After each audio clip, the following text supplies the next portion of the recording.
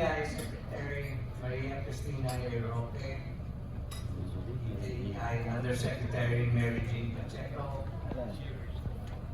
SCMAP President Dennis Llobido, to our esteemed partners from the government, our fellow retailers and industry leaders.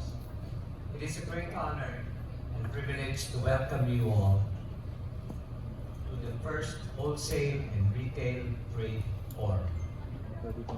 This marks an exciting milestone for the Philippine Retailers Association, the Department of Trade and Industry, and the Supply Chain Management Association of the Philippines, as we come together to engage in meaningful dialogue and forum about the issues, challenges, and opportunities facing our industries.